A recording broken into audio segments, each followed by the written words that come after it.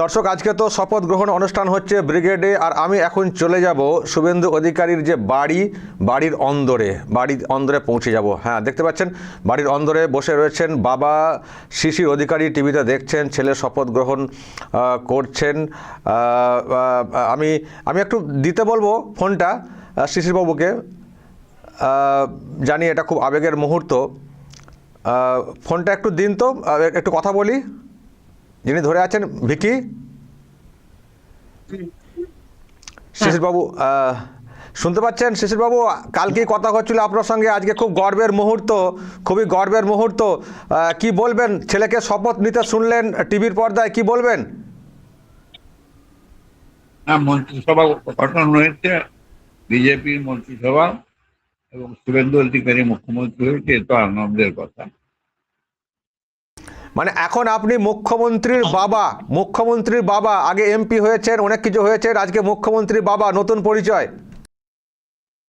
হ্যাঁ, তা তো বটেই। হ্যাঁ,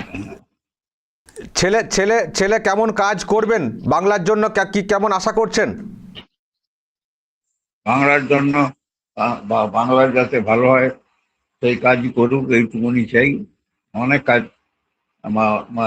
কাজ বাকি আছে, সে কাজ করলে আনন্দ হবে। কোন দিকটা নজর রাখতে বলবেন? বাংলার যে হাল হয়ে গেছে, কোন দিকটা প্রথমের দিকে নজর রাখতে বলবেন? ছেলেপিলেদের যারা রাস্তায় শুয়ে আছে, কলকাতার রাস্তায়, সব ছেলেদের আগে দেখা উচিত বলে আমার মনে হয়। এবং দেখছেন তো ব্রিগেড আজকে তারকার সমাহার বলা যায়, সব রাজ্যের নেতারা এসছেন, একমাত্র আপনি মানে ওখানে হয়তো যেতে পারলেন না। বাংলার সৌভাগ্যের ব্যাপার। এবং এই যে এখানকার দিদিমণি বলেন না যে বাংলার কালচারকে নষ্ট করে দিচ্ছে, আজকে যা দেখতে পাচ্ছি ও তো মেলা বসেছে কার্যত বাঙালিয়ানা, মানে একেবারে ঝালমুড়ি, মিষ্টি, রবীন্দ্রনাথ ঠাকুরের আজকে জন্মজয়ন্তী উদযাপন। ওরা কি মুখে বলেন যে এরা বাঙালির পার্টি না? ওর কথা বেশি উত্তর না দিয়ে, আজকে একটা বাংলার শ্রেষ্ঠ দিন, বিশ্বকবি রবীন্দ্রনাথের জন্মদিনে তাকে পূজা জানিয়ে প্রধানমন্ত্রী সহ মন্ত্রিসভার সদস্যবৃন্দ, দেশ নেতাগণ বাংলার এই শপথ অনুষ্ঠানে উপস্থিত থেকেছেন। আমি সকলকে ধন্যবাদ জানাচ্ছি, এবং বাংলা যে ভারতবর্ষে তার অন্যতম স্থান আছে, সে স্থান আজকে প্রমাণিত হয়েছে। ওকে, আপনি দেখুন। ওকে, অসংখ্য ধন্যবাদ। শিশির অধিকারী অনলাইনে সরাসরি ছিলেন। দর্শক, দেখছেন আপনারা কলকাতার দিকে যে শপথ গ্রহণ অনুষ্ঠান চলছে, ঐতিহাসিক মুহূর্ত। আমি বাড়ির ছবি দেখালাম, কালকেও কথা বলেছিলাম শিশির অধিকারী বাবুর সঙ্গে। তো আজকেও সত্যি ওনার কাছে খুবই গর্বের বিষয় যে এরকম একটা মুহূর্ত, ছেলে মুখ্যমন্ত্রী হয়ে গেলেন। এখন মানে কেমন কাজ হবে, এবং উনি যেটা একটা খুব মানে যা বললেন তার মধ্যে খুবই গুরুত্বপূর্ণ একটা কথা শিক্ষিত যুব সমাজের কাছে, সেটা হচ্ছে যে যারা রাস্তায় বসে আছেন তাদের কথা ভাবতে হবে। সত্যিই বসে থাকা ছেলেমেয়েরা তারাও একটা আশা নিয়ে আছেন যে সরকারটা ছিল সেই সরকার তো কাজ করেনি, তো মানে ওই রকম তো কাজ হয়েছে, কাজের থেকে দুর্নীতি বেশি হয়েছে, ফলে এর কিন্তু একটা সমাধান করতে হবে। তো সমাধান তো হবেই, কারণ শপথ নিয়েছেন শুভেন্দু অধিকারী মুখ্যমন্ত্রী হিসেবে। আমি আপনাদেরকে একটু শোনাবো মুখ্যমন্ত্রীর হিসেবে শপথের যে বিষয়টা, সেটা একটু শুনিয়ে শেষ করব। নজর রাখুন। झरना फूट पड़ा है, आशाओं के गीत उभर रहे हैं। आज शांति की इस पवन में अमर पुष्पों की साथ सुगंध बह रही है। আমাদের মধ্যে মাননীয় প্রধানমন্ত্রী, তার একদিকে রয়েছেন শ্রী শ্রমিক ভট্টাচার্য, সঙ্গে রয়েছেন সিএম ডেজিগনেট শ্রী শুভেন্দু অধিকারীজি। আমি শুভেন্দু অধিকারী ঈশ্বরের নামে শপথ করিতেছি যে বিধি দ্বারা স্থাপিত ভারতের সংবিধানের প্রতি আমি অকৃত্রিম নিষ্ঠা ও আনুগত্য পোষণ করিব। আমি ভারতের সার্বভৌমত্ব ও অখণ্ডতা রক্ষা করিব। পশ্চিমবঙ্গ রাজ্যের মুখ্যমন্ত্রী রূপে আমার কর্তব্যসমূহ নিষ্ঠাপূর্বক এবং বিবেকসম্মতভাবে নির্বাহ করিব, এবং ভয় বা পক্ষপাত, প্রীতি বা বিদ্বেষ রহিত হইয়া সকল শ্রেণীর জনগণের প্রতি সংবিধান ও বিধি অনুসারে ন্যায় আচরণ করিব।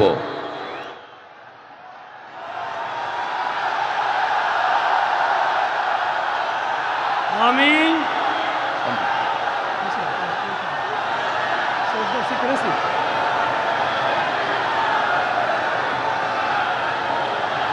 আমি শুভেন্দু অধিকারী ঈশ্বরের নামে শপথ করিতেছি যে পশ্চিমবঙ্গ রাজ্যের মুখ্যমন্ত্রী রূপে যে কোনো বিষয় যাহা আমার বিবেচনার জন্য আনিত হইবে বা আমি জ্ঞাত হইব, তাহা মুখ্যমন্ত্রী রূপে আমার কর্তব্যসমূহের যথাযথ নির্বাহের জন্য যেরূপ আবশ্যক হইতে পারে তদ্গতিকে আমি প্রত্যক্ষ বা পরোক্ষভাবে কোনো ব্যক্তি বা ব্যক্তিগণের নিকট জ্ঞাপন করিব না বা প্রকাশ করিব না।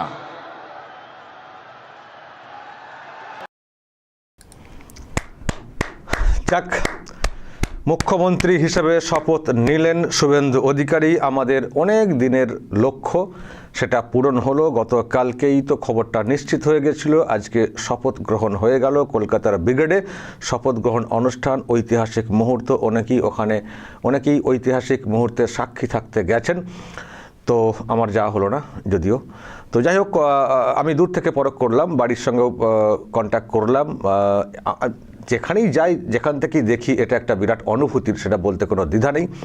আর আবারও বলছি, আমি মনে প্রাণে চেয়েছিলাম শুভেন্দু অধিকারী মুখ্যমন্ত্রী হন, কারণ ওনাকে বিরাট যোগ্য বলে আমার অনেক আগে থেকেই মনে হয়েছে যে রাজ্যের পরবর্তী মুখ্যমন্ত্রী হিসেবে শুভেন্দু অধিকারী হচ্ছেন যোগ্যতম একজন নেতা। তো উনি ওনার যোগ্যতা প্রমাণ করেছেন, এমন একটা জায়গাতে নিজেকে নিয়ে গেছেন যে আর কেউ প্রশ্ন তোলেননি যে শুভেন্দুকে বাদ দিয়ে আমি মুখ্যমন্ত্রীর চেয়ারে বসবো।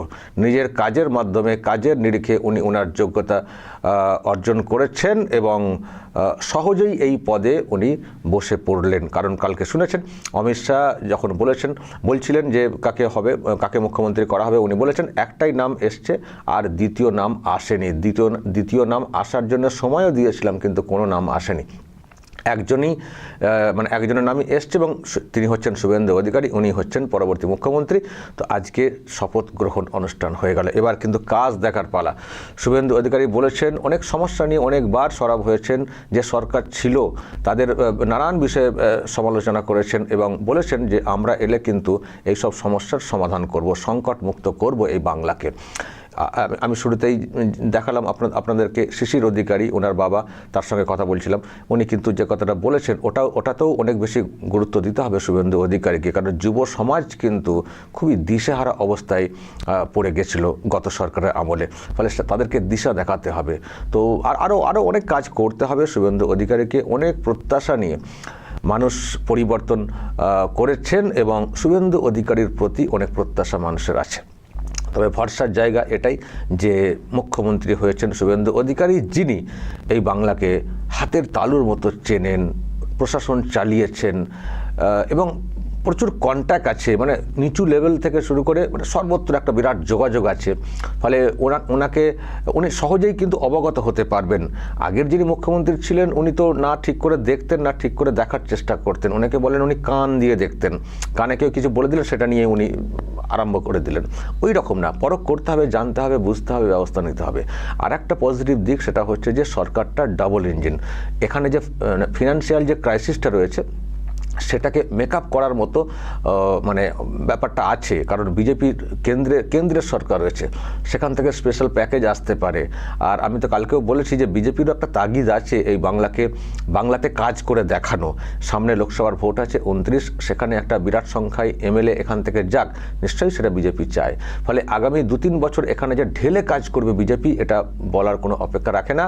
ফলে মানুষ একটু আশা ভরসা নিয়ে বসুন, কাল থেকেই সব কিছু সমাধান হয়ে যাবে এটাও ভাববেন না, সমাধান হবে। জব কার্ডের কাজ হচ্ছিল না গ্রামগঞ্জে, সব সেগুলো হবে। আর আমি একটা কথা বলবো, ওই ভাতার কম্পিটিশনে আর্থিক নয়ছয় যেন শুভেন্দু অধিকারী বা তার সরকার না করে, তবে মনে হয় না আর সেটা হবে। যেখানে দরকার তাকে বেশি করে দাও, অহেতুক সবাইকে পাইয়ে দেবো, এই পাইয়ে দেওয়ার পলিটিক্স থেকে সরে আসতে হবে সরকারকে। তো এইসব ভাবনা আছে, যোগাযোগ যেহেতু টুকটাক আছে, নিশ্চয়ই আমিও আমার তরফ থেকে কখনো কিছু বলার থাকলে বলবো। আর আপনারাও যদি কিছু বলতে চান, ডিরেক্টলি বলার সুযোগ পান না, আমাকে বলবেন, আমি বার্তাটা পৌঁছে দেওয়ার চেষ্টা করব।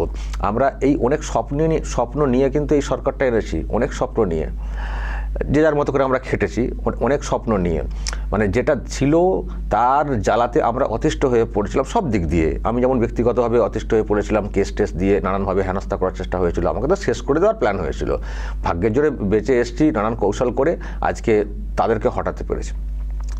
ফলে আমাদের কাজ হচ্ছে, মানে আমাদের কাজ হচ্ছে এই সরকারটাকে ঠিক করে কাজ করানো, মানে ভেঙে চুরে চুরমার করে দেওয়া হয়েছে তো রাজ্যটাকে, একে গঠন করতে গেলে একটু গঠনমূলকভাবে আমাদের পাশে থাকতে হবে, কাজ করাতে হবে, সরকারটাকে কাজ করাতে হবে, সরকারের দৃষ্টিতে সব কিছুকে আনতে হবে। আর এই নোংরা পলিটিক্স, সবেতেই পলিটিক্স, ছোটোখাটো বিষয় নিয়ে পলিটিক্স, এইসব না। ভোট হয়ে গেছে, পলিটিক্যাল ওইসব কচকচানি অন্তত এই মুহূর্তে মানে বাদ দিয়ে দেওয়া উচিত। এবার উন্নয়নে সামিল হতে হবে। আপনাদের দাবি থাকতেই পারে, দাবির জায়গায় পেশ করবেন, এই করবেন। দাবি পেশ করার নামে উল্টোপাল্টা হয়তো এখন যারা বিরোধী হয়ে গেছে তারা একটু উস্কে দেওয়ার চেষ্টা করছেও, দেখতে পাচ্ছেন। উস্কানিতে পা না দিয়ে যে সর্বনাশটা ওই শাসক করে দিয়ে গেছে, সেটাকে এখন মেরামতি করার জন্য আমাদের কোঅপারেট করাটা প্রয়োজন। ফলে এই মুহূর্তে পাশে থাকা প্রয়োজন রয়েছে। নিশ্চয়ই আপনাদের দাবি দাওয়াগুলো পেশ করবেন এবং সেগুলো কিভাবে করা যায় সেদিকে নিশ্চয়ই আপনারা নজর দেবেন। আর সবাইকে একটু খেতে হবে, এটুকু বলতে পারি। এই বসে খাবো, ভাতা নিয়ে খাবো, এই মানসিকতা থেকে সরে আসতে হবে। কারণ একটা সমাজ কখনো এগোতে পারে না যদি সমাজের মানব সম্পদটা ওই বসে খাওয়ার মানসিকতায় চলে আসে। বসে খাবো, সরকার মানে আমাকে সব দেবে। কেন সব দেবে সরকার তো দেবে যারা অক্ষম, যারা সমস্যায় রয়েছেন, যারা সংকটে, তাদেরকে সরকার দেবে। আমরা যারা সুস্থ, স্বাভাবিক, হাত পা আছে, যোগ্যতা আছে, আমরা তো কাজ করে খেতে চাই। বরং কর্মসংস্থানের ডিমান্ডটা করুন, কলকারখানা গড়ার জন্য বলতে পারেন। কাজের জায়গা হলে একটু কাজ করবেন, একটু খেটে যে পয়সাটা পাবো তার ন্যায্য, তার শ্রম তাকে প্রত্যেকে দিতে হবে। মানে খেটে খাওয়ার মানসিকতা আসতে হবে। সবাই যদি আমরা মেহনত করি, সরকার মানুষকে সহযোগিতা কেন করবে? আমি তো আগেরবার অনেকবার বলেছি, সরকার কোন মানুষকে সাহায্য করবে? সরকার যারা অক্ষম, আবারও বলছি অক্ষম, যারা পারেন না, যারা অনেকটা পিছিয়ে রয়েছেন, যারা একেবারে উঠতে পারছে না, তাদেরকে টেনে আনার জন্য সরকার সাহায্য করবে। সরকার কি সুস্থ মানুষকে সাহায্য করবে? এটা কোনো কথা হলো? উল্টোটা হবে, মানুষ সরকারকে সাহায্য করবে, সরকার পরিকাঠামো তৈরি করবে, তার দ্বারা মানুষ আবার বেনিফিটেড হবে। আর যদি মানুষ ভেবে না সরকার এসে গেছে মানে আর আমরা কোনো কাজ করবো না, শুধু ভাতা নেব, সরকারও ডুববে, সমাজও ডুববে। ফলে ওই সব মানসিকতা ছেড়ে দিন, কাজের মানসিকতায় আসুন। আমরা পুরনো সব কিছু ঝেড়ে ফেলতে চাই, পুরনো মানে নতুনভাবে আমরা জাগ্রত হতে চাই যে আমরা সবাই কাজ করব, আমাদের কাজের ব্যবস্থা করা হোক, কলকারখানা, শিল্প, চাকরি বাকরি এইসব করা হোক। আর যেখানেই হয়ে যাবে এরকম সংস্থান, সেখানে আমরা পুরো শ্রম দেবো, মেহনত করব। মেহনত যদি সবাই আমরা করার মানসিকতা রাখি না, দেখবেন সে সমাজ এগোবেই। বাংলা যে অবস্থায় পড়ে গেছিলো সেখান থেকে তুলতে গেলে আমরা সবাই মেহনত করব, এই শপথটাও কিন্তু আমাদেরকে নিতে হবে। আর সরকার পক্ষের কাছে অবশ্যই আমাদের আবেদন থাকবে, কলকারখানা, কর্মসংস্থান এগুলো বাড়াতে হবে, কমিউনিকেশন, যোগাযোগ এগুলো বাড়াতে হবে। আর হ্যাঁ, চুরি, দুর্নীতি আর যেন না হয়, তোলাবাজি, কাটমানি আর যেন না হয়, এইসব যেন না হয়। সুশাসন যেন প্রতিষ্ঠা পায়, পুলিশ যেন অহেতুক মিথ্যা কেস দিয়ে মানুষকে না ফাঁসায়। আর মারামারি, খুনোখুনি এইসবের কোনো জায়গা নেই, কোনো দাঙ্গাবাজির কোনো জায়গা নেই। সুন্দর পরিবেশ, সুন্দর বাংলা আমরা দেখতে চাই। দর্শক বলবেন যা বলার এবং নজর রাখবেন আরামবাগ টিভিতে।